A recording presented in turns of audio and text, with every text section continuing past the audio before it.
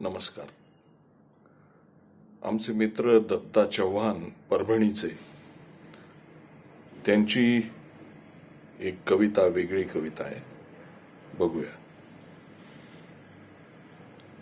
मी अपघातानेच पुरुष म्हणून जन्मलोय. मी अपघातानेच पुरुष म्हणून जन्मलोय आणि म्हणूनच आहे तुझ्या भीतीचं एक कारणही. मी गिल्टी फील करतोय. मी गिल्टी फील करतोय तुझ्या मनातील त्या भीतीमुळं. आणि आश्वस्त करू इच्छितोय तुला. आश्वस्त करू इच्छितोय तुला. सगळेच पुरुष तसे नसतात म्हणून. सगळेच पुरुष तसे नसतात म्हणून. मी समजू शकतो ना.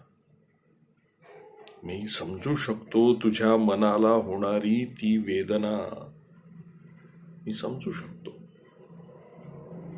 केवळ नजरेनेच होणाऱ्या स्पर्शाची आणि पदोपदी शब्दातून व्यक्त होणाऱ्या वखवखत्या वासनांची मी समजू शकतो. मी समजू शकतो.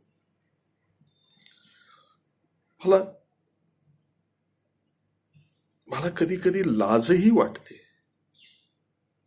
मला कधी कधी लाजही वाटते तुझ्यासारखं असं कुणी व्यक्त झाल्यावर शब्दातून.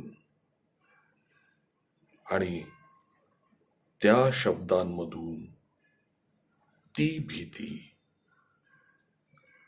चक्क पाझरते थेट देहात माझ्या. आणि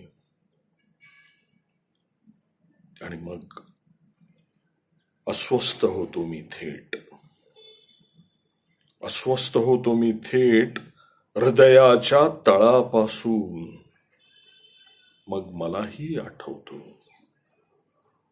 मग मलाही आठवतो आईचा गर्भ माझ्या.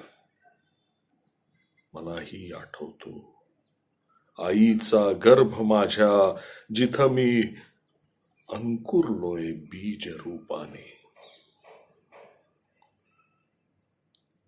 आणि मग तिथेही असलेल्या तुझ्या मनातील त्या भीतीसारख्याच भीतीच्या असंख्य सुप्त भावना गोळा होतात माझ्या भोवताली. भीतीच्या असंख्य सुप्त भावना गोळा होतात माझ्या भोवताली. आणि मी शोधतो माझ्यातील तुला.